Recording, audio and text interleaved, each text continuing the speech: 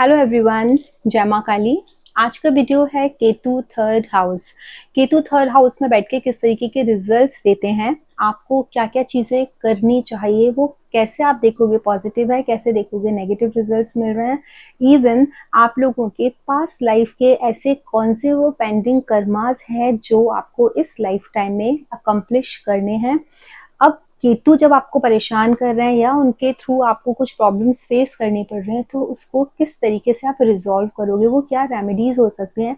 अब astrological remedies भी हम डिस्कस करेंगे, साथ में प्रैक्टिकल रेमेडीज भी डिस्कस करेंगे, जिससे आपको केतु के पॉजिटिव रिजल्ट्स मिलने के चांसेस बहुत ज़्यादा बढ़ जाएंगे। और आप हो सकता है, बिकॉज देखो पूरा चार्ट मैं आपका देख नहीं रही हूँ, dispositor is also very important, जिसका मैं एक और सीरीज बनाऊंगी कि स्पेसिफिकली जिस राशि में केतु बैठे हुए हैं उस राशि में बैठ के, उस पर्टिकुलर हाउस में उस राशि में बैठ के वो क्या रिजल्ट देंगे। लेकिन एक ये बेसिक जनरल इन्फॉर्मेशन है जो आप अगर सुनते हो, समझते हो, अपनी लाइफ में इसके साथ कनेक्ट करने की इवन कोशिश करते हो, तो वो डॉट्स आपके कनेक्ट भी होंगी। रेमेडीज भी बहुत ज़्यादा पावरफुल है, उनको करने से आपको बहुत ज़्यादा रिजल्ट भी अच्छा मिलेगा। अगर हम उनकी राशि ना देखें, उनका डिस्पोजिटर ना देखें, तो भी सिर्फ इतना मालूम होना चाहिए कि केतु किस हाउस में है तो किस तरीके के रिजल्ट दे सकते हैं, पेंडिंग कर्मास आप कैसे फुलफिल कर सकते हो, वो है क्या। तो स्टार्ट करते हैं हम आज का वीडियो। और उससे पहले अगर आप लोगों ने मेरे चैनल को सब्सक्राइब नहीं किया है तो प्लीज़ सब्सक्राइब कर लें, क्योंकि ये मैं 12 हाउसेस तक के लिए बनाऊंगी। अभी हमारा थर्ड हाउस चल रहा है, बाद बाकी के हाउसेस भी कमिंग वीडियोस में मैं कवर करने वाली हूँ। तो जिसके भी फैमिली मेंबर्स या रिलेटिव्स या उनके खुद के चार्ट में केतु किसी भी हाउस में प्लेस होंगे, they will find the solution. अब देखिए केतु की जो एनर्जी है, that I have already discussed in many videos, even in the first house second house में भी डिस्कस किया है। अगर बहुत ज़्यादा डीप में आप जानना चाहते हो तो Ketu your success and DNA करके एक मेरा वीडियो है, आप उसको जाकर के देख सकते हो। वो वीडियो आपको बेसिक एक इन्फॉर्मेशन दे देगा कि how Ketu is and how it works. Ketu की जो एनर्जी है वो एक फायर की एनर्जी है, फायरी प्लैनेट है, अग्नि तत्व की जो एनर्जी है वो उनके अंदर है। अब केतु जिस हाउस में भी बैठते हैं ना, सबसे पहले तो हमको ये चीज समझनी है कि उस हाउस से रिलेटेड वो ट्रांसफॉर्मेशन लेके आता है। आज हम थर्ड हाउस की बात कर रहे हैं। थर्ड हाउस आपके शॉर्ट ट्रेवल्स का होता है, आपके नेबर्स का होता है, आपके सिबलिंग्स का होता है, छोटे भाई बहनों का होता है, आपके कम्युनिकेशन स्किल्स का होता है, आपकी राइटिंग स्किल्स का होता है। इवन आपको पास्ट लाइफ से अगर केतु किसी के थर्ड हाउस में बैठा हुआ है तो इसका मतलब ये इंसान पास्ट लाइफ से कोई एक ऐसी स्किल अपने साथ लेके आया है which is related to hands. जैसे किसी का केतु का थर्ड हाउस में बैठा है, उसको डिफरेंट डिफरेंट तरीके की हैंड राइटिंग्स निकालना, अच्छे से कर्सिव राइटिंग में लिखना या फिर कैलीग्राफी करना उसका शौक हो सकता है, क्योंकि केतु बहुत बारीक चीज है। तो आप पेंटिंग में भी बहुत माइन्यूट जो बहुत बारीक काम होता है उस तरीके का काम करना, इवन स्टिचिंग का काम करने का भी शौक हो सकता है, जो भी आपके हाथों से रिलेटेड। क्योंकि देखो केतु जो है ना वो निब भी है, पेन का जो पॉइंट है ना, निब है वो केतु है। तो यहाँ पर थर्ड हाउस में बैठा हुआ केतु किसी भी इंसान के स्किल्स में जो उसके खुद के हाथों से रिलेटेड है बारीकी देता है। और ये जो स्किल है इंसान पास्ट लाइफ से लेकर के आया होता है, और पास्ट लाइफ से स्किल इवन वो कम्युनिकेशन भी है। तो कम्युनिकेशन में भी दो तरीके की चीजें हो सकती हैं, क्योंकि ये एक्सट्रीम एनर्जी है। केतु थर्ड हाउस में आइदर आपको बोलने ही नहीं देगा, आपको एक्सप्रेस नहीं करने देगा, क्योंकि वो श्रिंक भी करता है। लेकिन केतु बाइंडिंग भी, आपकी भाषा एक इस तरीके की भी भाषा हो सकती है कि आप बहुत जल्दी लोगों के साथ कनेक्ट कर लो अपने कम्युनिकेशन स्किल से। तो केतु जब थर्ड हाउस में बैठता है, इस इंसान को ऑथर भी बना सकता है, किसी भी बुक का राइटर बना सकता है। अगर आपके केतु और मरकरी कहीं कनेक्टेड है, आप बहुत ज्यादा अच्छे और एक रिकॉग्नाइज्ड एक राइटर बन सकते हो। ये पास्ट लाइफ की स्किल हो सकती है आपकी जो इस लाइफ में। जो लोग हाथों से कोई भी स्पोर्ट खेलते हैं, टेबल टेनिस खेलते हैं, बैडमिंटन खेलते हैं, that is also represented by Ketu. आप क्रिकेट भी खेलते हो तो वहां पर भी आपके हाथों का स्ट्रांग होना बहुत इंपॉर्टेंट होता है, that is also coming from Ketu. Third house है। आप कोई इंस्ट्रूमेंट, म्यूजिकल इंस्ट्रूमेंट प्ले करते हो, कुछ बजाते हो, कुछ भी चीज कोई भी, तो इस तरीके के स्किल्स भी डिनोटेड बाय केतु। अब यहाँ पर केतु को ये समझना है कि केतु का, हम ये सब हमने देख लिया कि केतु हमको क्या क्या चीजें दिखा सकता है। केतु आपको नेचर से रिलेटेड शॉर्ट ट्रैवल करने के लिए ऐसा प्रेरित कर सकता है। वो बोल सकता है कि आप नेचर से रिलेटेड जो, क्योंकि केतु नेचर है, तो वहाँ जाओ, आप नेचर में जब जाओगे तो आपको सुकून मिलेगा। शॉर्ट ट्रेवल्स उस तरीके से आप कर सकते हो, उस चीज़ के लिए आपको इंस्पायर करेंगे बार बार। अब यहाँ पर केतु क्योंकि हमारे सिबलिंग्स का है, जो हमारे यंगर सिबलिंग्स हैं उनका भी हाउस है, हमारे नेबर्स का है। केतु रिप्रेजेंटेड डॉग हो सकता है। अगर आपके थर्ड हाउस में केतु है तो आपके पड़ोस में कुत्ता रहता हो, या आपके पड़ोसियों ने एक कुत्ते को पाल के रखा हो, उस तरीके की चीजें दिख सकती हैं। यहाँ पर आप नेबर्स के साथ डिटैच हो सकते हो, कट हो सकते हो, आपको और आपके नेबर की कभी बनेगी नहीं, इस तरीके की भी चीजें दिख सकते हैं। अब यहाँ पर केतु है, केतु रिप्रेजेंट्स आपके टेम्पल का जो स्पेस है, आपके मंदिर है, वो भी रिप्रेजेंट करते हैं। जुपिटर और केतु की एनर्जी हो सकता है यहाँ पर किसी अगर आपके थर्ड हाउस में केतु है तो आपके घर के पास मंदिर हो, हनुमान जी का मंदिर हो सकता है, और भैरव बाबा का मंदिर हो सकता है, शिव टेम्पल हो सकता है। इस तरीके से आपके घर के पास टेम्पल भी हो सकता है। आपकी लाइफ में आपका जो सबसे बड़ा पेंडिंग कर्म है, आपके नेबर्स के लिए, आपके सिबलिंग्स के लिए, आप अपनी कलम की ताकत से कुछ कर सको, वो भी है। इट डिपेंड्स नाउ, अब आपका सूर्य किस स्थिति में है वो चीज बताएगा कि आप पब्लिकली दुनिया के लिए क्या कर रहे हो। लेकिन यहाँ पर आपके सिबलिंग्स के साथ, आपके नेबर्स के साथ, देखो जिसके यंगर सिबलिंग्स नहीं है उसके नेबर्स होंगे, लेकिन जिसके नेबर्स नहीं है वो ऐसा तो हो नहीं सकता क्योंकि कोई जंगल में रह रहा है। आज के डेट में सबके आस पड़ोस में लोग होते हैं, तो आपका जो बहुत बड़ा एक जो पेंडिंग कर्मा है वो नेबर्स के साथ कनेक्ट। अगर आपके साथ आपके नेबर्स की बनती नहीं है, लड़ाई झगड़ा होता है, प्रॉब्लम होती है, तो अब आपको ये चीज देखनी है कि कितना भी वो कुछ भी कर रहा है सामने वाला, कितना भी गलत है, कुछ भी, you might have done something with this person in the past, that's the reason you are finding a lot of problem in your neighbourhood. कभी होता है पार्किंग की इशू होता है, हमारे बंगलों के बाजू में किसी का अगर बंगलो है तो वो पार्किंग का इशू हो जाएगा कि गेस्ट की गाड़ी यहाँ नहीं खड़ी होगी, वहां नहीं खड़ी होगी, हमको ये परेशानी वो परेशानी। ऐसे बहुत सारी चीजें आप फेस कर सकते हो। या फिर केतु क्योंकि वहां कनेक्ट है। अब एक चीज है कि जब केतु केतु ना स्पिरिट्स के साथ हमारा जोड़ा गया है, हमारी जो आत्माएं हैं उनके साथ ज्योतिष में ना केतु को वहां से कनेक्ट किया गया है। इवन 12th हाउस को भी केतु के मतलब केतु अगर 12th हाउस के साथ कनेक्ट हो जाए, क्योंकि 12th हाउस में हमारा स्पिरिट्स है और यहाँ पर ये भी स्पिरिट्स है, दोनों चीजें, केतु और 12th हाउस जब कनेक्ट होता है तो इंसान को भूत प्रेत दिखना, कोई एनर्जी फील होना, या फील होना कि यहाँ पे कुछ अच्छा है या कुछ खराब है, नेगेटिव या पॉजिटिव, इस तरीके की चीजें फील होने लगती हैं। तो हो सकता है अगर आपके थर्ड हाउस में केतु बैठे हुए हैं, कैसे भी डिस्पोजिटिव वाइज या किसी भी तरीके से अगर आपकी केतु ने 12th हाउस के साथ कनेक्शन बनाया हुआ है, तो हो सकता है इस इंसान के पड़ोस में कोई जादू टोना करने वाला या कोई ब्लैक मैजिक करने वाला, इस तरीके के भी पड़ोसी हो सकते हैं। आप उस चीज से भी परेशान रह सकते हो। तो आप सोच सकते हो कि this is your pending karma, you are not suppose to fight with them, you are suppose to only ignore, चीजों को इग्नोर करो क्योंकि वो आप पास्ट में करके आए हो। अब यहाँ पर जो सबसे बड़ा कर्मा आ जाता है वो आपके यंगर सिबलिंग्स के साथ आ जाता है। आपके यंगर सिबलिंग्स के साथ अगर आपकी बनती नहीं है, डिटैच्ड, तो प्लीज आप ये सोच लो कि आपने पास्ट में सच में कुछ ऐसा किया है जिसकी वजह से आज आपका छोटा भाई या आपकी छोटी बहन, जो भी आपका सिबलिंग है, वो आपके साथ इस तरीके का बिहेवियर कर रहा है और आप उनसे डिटैच फील कर रहे हो, परेशान हो रहे हो, दुखी हो रहे हो।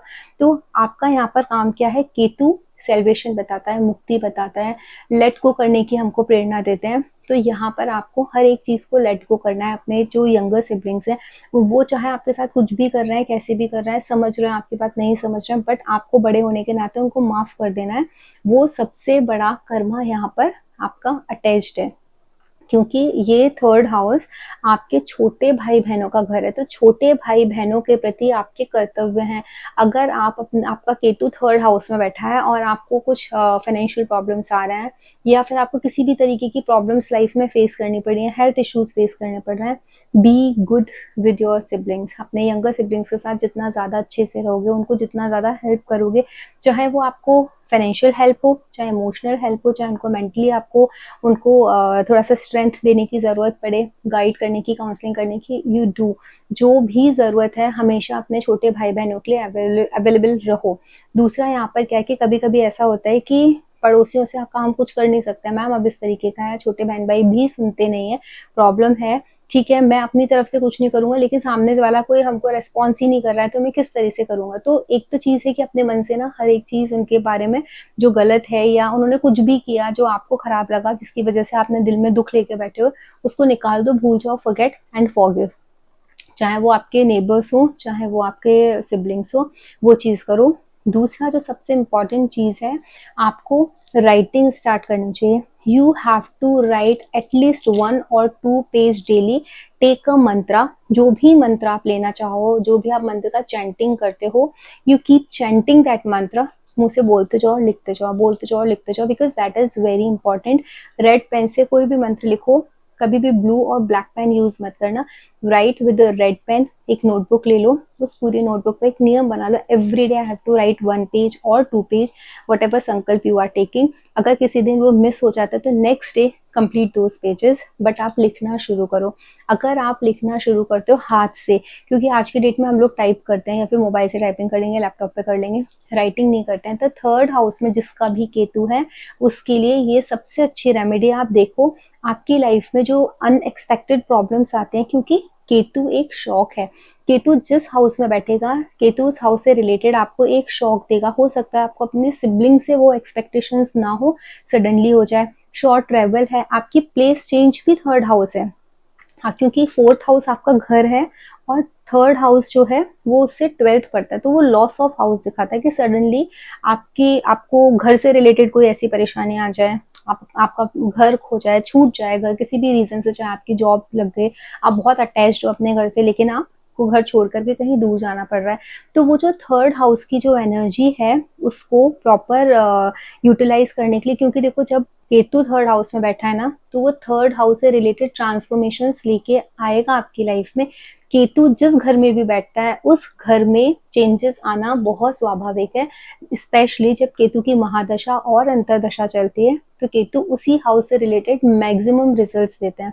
यहाँ पर आप देखोगे कि केतु स्पाउस के फादर हैं, ठीक है। 7th हाउस आपके स्पाउस का हुआ और स्पाउस से 9th हाउस स्पाउस के फादर पड़े, आपका थर्ड हाउस। तो हो सकता है आपके स्पाउस के फादर के साथ आपकी अनबन हो जाए, वहां आपके जो कर्मास हैं वो बहुत ज्यादा पेंडिंग कर्मास हैं, आप उनके साथ आइदर बहुत इमोशनली कनेक्ट हो सकते हो और बहुत डिटैच हो सकते हो। वो आपकी लाइफ में ट्रांसफॉर्मेशन का कारण बन सकते हैं, because I had seen a chart that female was very much frustrated with her father in law, और उनको वो जो उनके लाइफ में जो चेंजेस आए, जो ट्रांसफॉर्मेशन आए, वो इसी वजह से आए कि उनके फादर इन लॉ उनको बहुत तंग करते थे, बहुत परेशान करते थे। देन शी रियलाइज कि नहीं, मुझे अपनी डेस्टिनी खुद लिखनी है, मैं किसी के ऊपर डिपेंड नहीं रहूंगी, मैं इतना फ्रस्ट्रेशन नहीं झेल सकती हूँ। उन्होंने 10, 11, 12 साल वो चीजें सही, and after that she got transformed completely during Ketu mahadasha. Ketu महादशा 7 साल की थी और उसी महादशा में वो कंप्लीटली चेंज हो गई। तो इस तरीके से आप हर हाउस से एक रिश्ते निकाल सकते हो कि किस तरीके से आप रिश्ते देखोगे, तो यहाँ पे फादर इन लॉ का भी एक कनेक्शन बनता है, तो हो सकता है वो आपकी लाइफ में प्रॉब्लम लेके आ सकते हैं। अब आपके बड़े बहन भाइयों का जो हाउस बनता है वो 11 है। आप जैसे बोलोगे कि मेरे छोटे बहन भाई नहीं है, तो आपके बड़े बहन भाई अगर हैं तो 11th हाउस, 11th से 5th, आपके बड़े बहन भाई का जो बच्चा है, आपका उसकी तरफ भी कर्तव्य है, जो उनका पहला बच्चा है उसकी तरफ भी कर्तव्य है कि आपको उनके लिए करना है। अगर आपके कोई सिबलिंग्स नहीं है, छोटे यंगर सिबलिंग्स नहीं है, तो आपके बड़े बहन भाई जो है उनकी जो प्रथम संतान है उसके लिए आपके बहुत ज्यादा कहते हैं ना, एक कर्मा क्रिएट हो रहा है, पेंडिंग कर्मास हैं आपके। तो आप अपनी जितनी भी रेस्पॉन्सिबिलिटीज है, you fulfil your responsibility towards that child. तो इस तरीके से हम ये देखते हैं कि थर्ड हाउस हमारे जिस जिस रिश्ते का कारक बनता है वहां वहां आपके कर्मास पेंडिंग है।